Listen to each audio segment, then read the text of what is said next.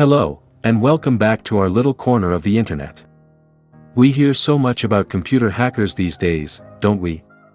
It's all about passwords, viruses, and firewalls. We spend so much time and energy trying to protect our computers and our phones. But what if I told you that, in the eyes of a criminal, the most vulnerable thing in your home isn't the computer on your desk? It's you. Now, please don't be alarmed. That's not an insult, far from it. It's a compliment. It means you are a good, trusting, and helpful person. It means you have a heart. And unfortunately, criminals have learned that it is much easier to hack a human heart than it is to hack a machine. This technique has a name: social engineering.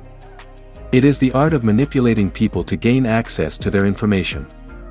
It sounds technical, but it's as old as time.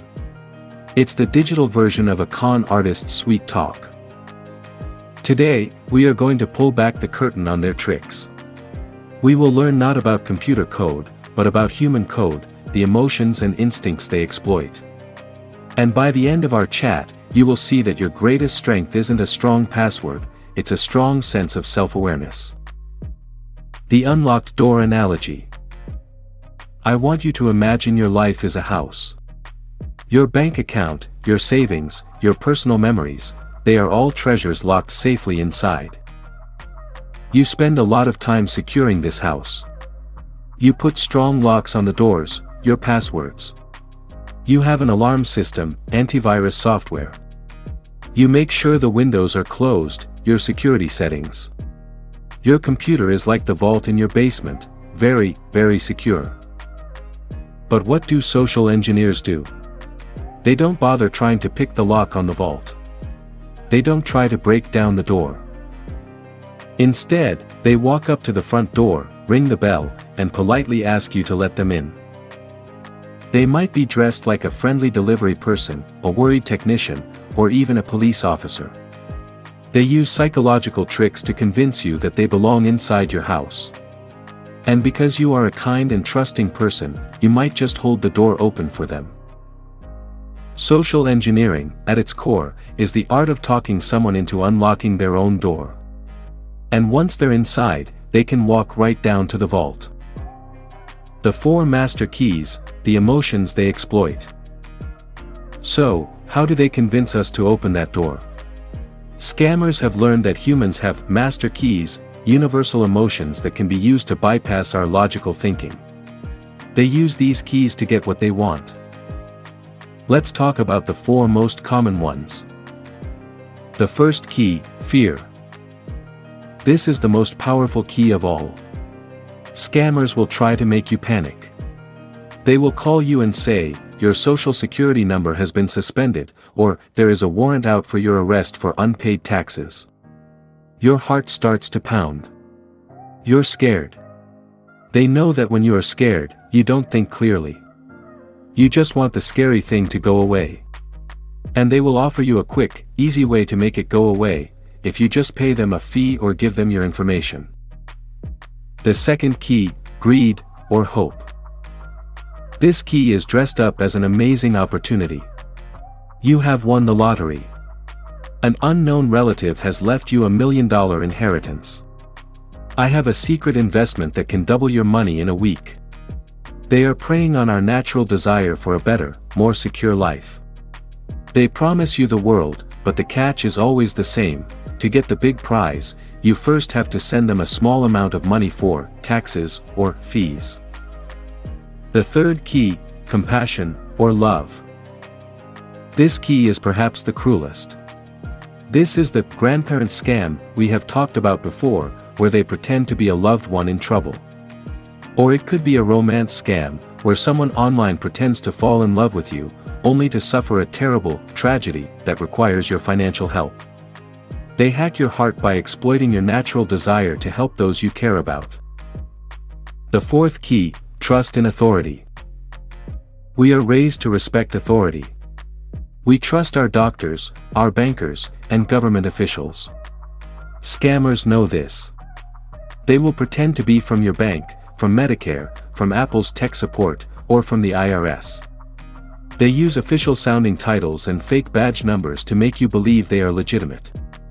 Because we trust the uniform, we sometimes forget to question the person wearing it. Fear, greed, compassion, and trust. These are not weaknesses. These are the emotions that make us human. But in the hands of a criminal, they can be used as keys to unlock our doors.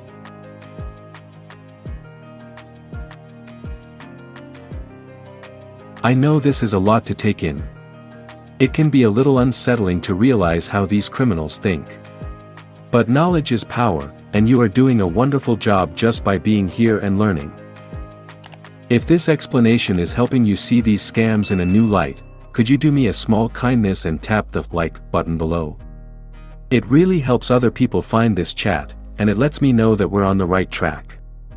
And feel free to share a thought in the comments. You are not alone in this.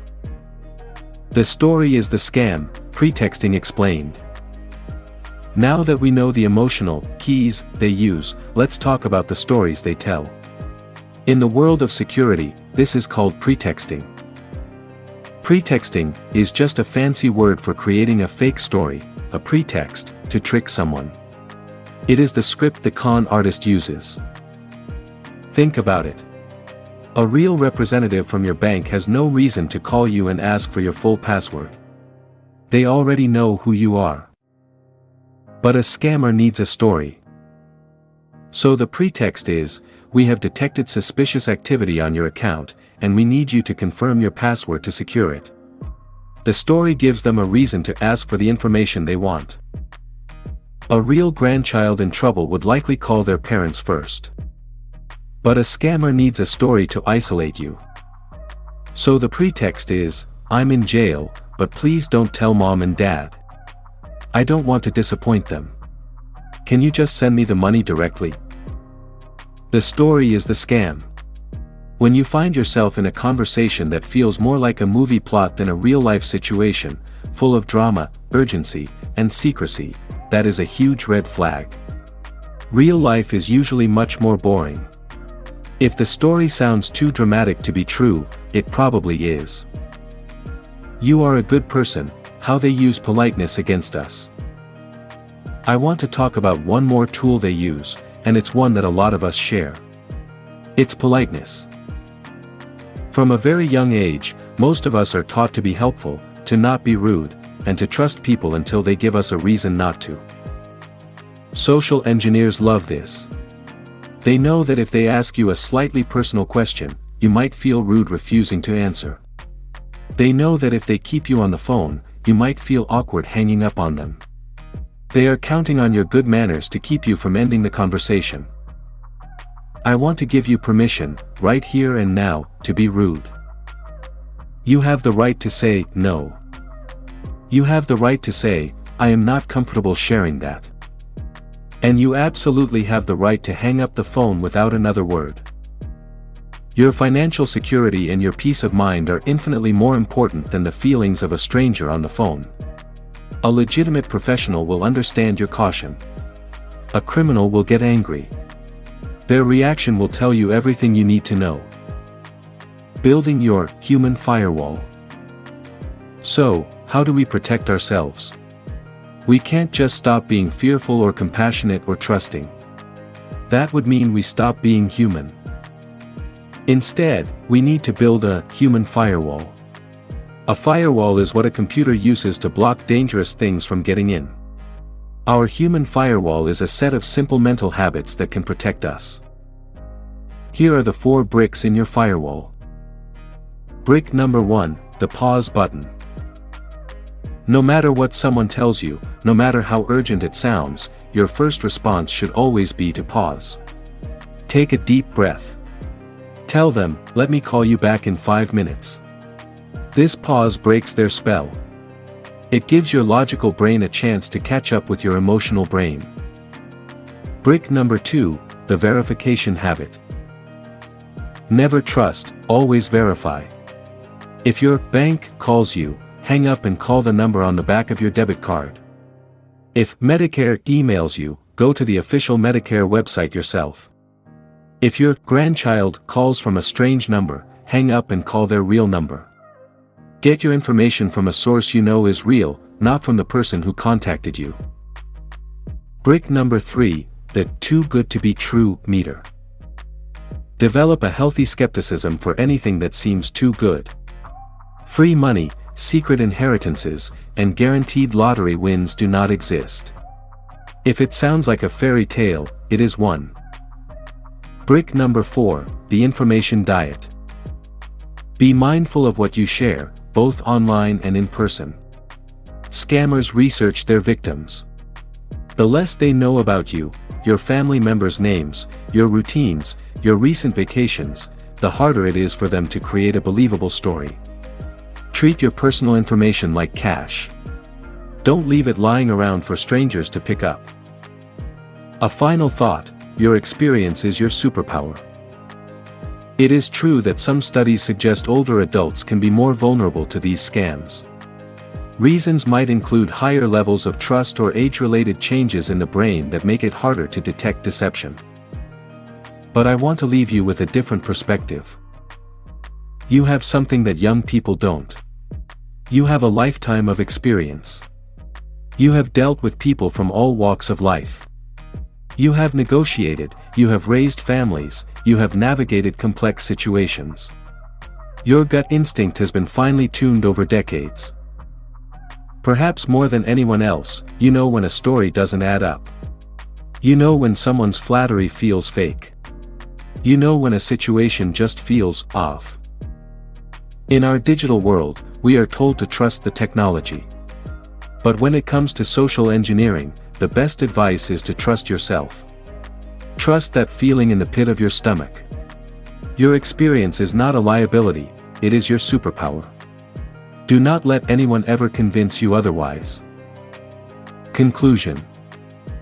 Today, we've learned that criminals are not just trying to hack our computers, they are trying to hack our humanity.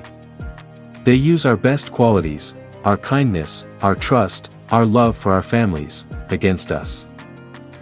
But now you know the playbook. You know they use fear, hope, and compassion as their keys. You know they build fake stories. And you know that your best defense is to pause, to verify, and to trust your own hard-won instincts. The door to your life, your information, and your security is yours and yours alone to control. You hold the keys. Don't let any stranger, no matter how convincing their story, talk you into just handing them over. Thank you so much for sharing this time with me today. It's a privilege to have these important conversations with you. If you'd like to continue learning how to stay safe and empowered in our modern world, please consider subscribing to the channel.